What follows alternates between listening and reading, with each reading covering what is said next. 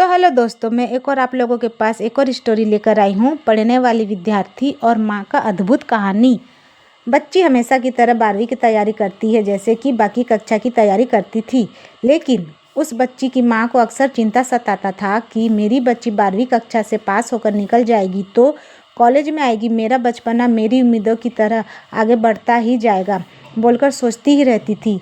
जब से उस माँ की बेटी कक्षा नर्सरी से 12वीं तक के सफ़र में पहुंची तो माँ का हर समय चिंतापूर्वक रहता ही था। लेकिन वो कभी भी अपनी बेटी को ये जाहिर नहीं होने देती थी कि मैं अपनी बेटी के लिए चिंतित होती रहती हूँ।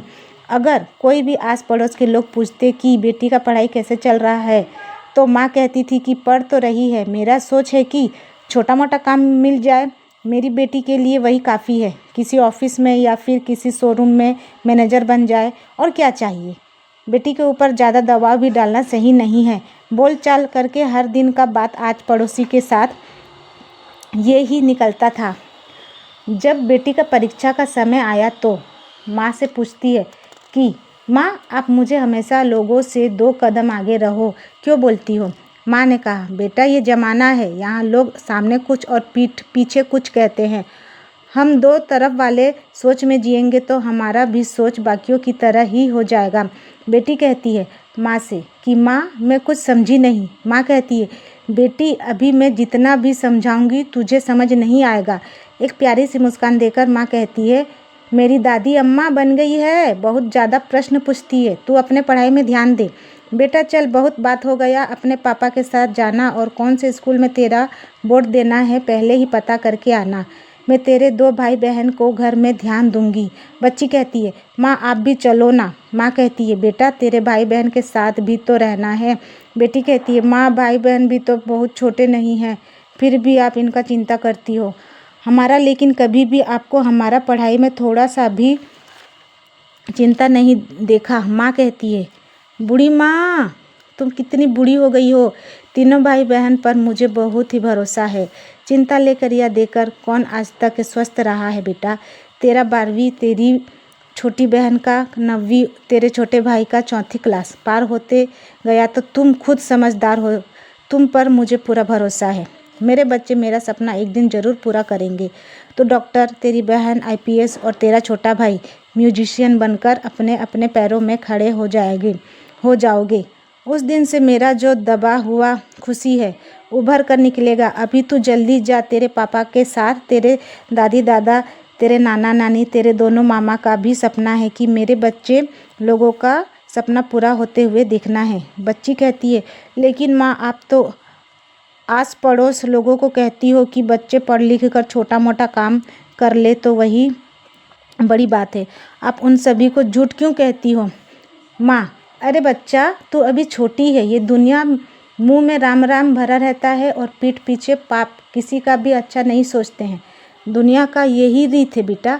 चल बूढ़ी माँ जा, तेरे पापा ने इंतज़ार कर रहे हैं, कब से कार निकाल कर तुझे देख रहे हैं। बेटी अपने पापा के साथ स्कूल देखने जाती है और देखकर वापस आती है और घर में पहुंचकर माँ को बताती है कि माँ मिल गया मुझे स्कूल जहाँ एग्ज़ाम देने जाना है। माँ अपने परिवार के लिए खाना बनाती है और सब एक साथ खाते हैं।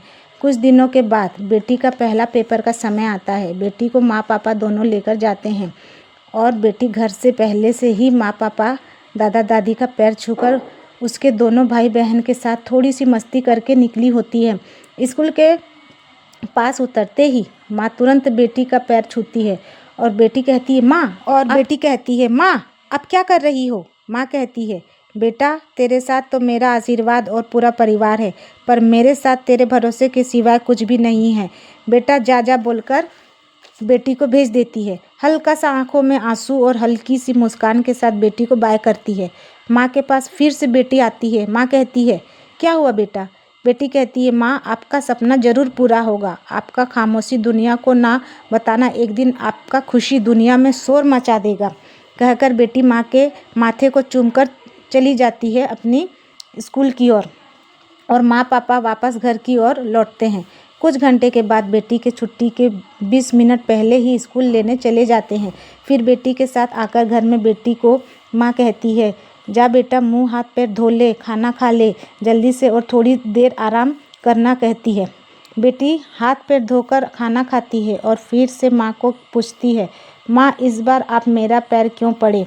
माँ कहती है, बेटा एक सच बताऊं, मैं नहीं चाहती कि मेरी तरह बाई वाला घर का काम करे। हाउसवाइफ ये दोनों इंग्लिश नाम सुनने में मानो स्त्री को उसका जॉब दिया है लगता है, लेकिन मेरे जैसे जिंदगी तुम तीनों भाई बहन को नहीं देना चाहती हूँ। आज मैं घर के काम को जितना भी कर लूँ बेटा, घर वालों बाहर वालों के नज़र में मेरा कोई भी इज्जत नहीं है। ये तो सभी औरतों का काम है कहकर मेरे जैसी कई स्त्रियों का दिल दुखाया जाता है। तीनों भाई बहन माँ के पास नमी आंखों में माँ का कितना बड़ा सपना है हमारे लिए खुद घुट जा रही है, लेकिन अपना खुशी कभी हमें नहीं मांगी। माँ आप बोलकर बच्चे माँ से लिपट जाते हैं और बच्चे भिड़ जाते हैं अपनी माँ का सपना पूरा करने के लिए। तो आप सभी को मेरी ज़िंदगी में घट रहा स्टोरी कैसा लगा, क्योंकि दुनिया के हर माता पिता का सपना होता है अपने बच्चों को अपने पैरों में खड़े होता हुआ देख। बस अब बच्चों के सपने पूरे होते हुए मैं देखना चाहती हूँ। जो मेरा नींद चैन हराम कर रखा है, मैं आप लोगों के साथ किसी और नई स्टोरी के साथ मिलूँगी। तब तक के लिए नमस्ते, बाय।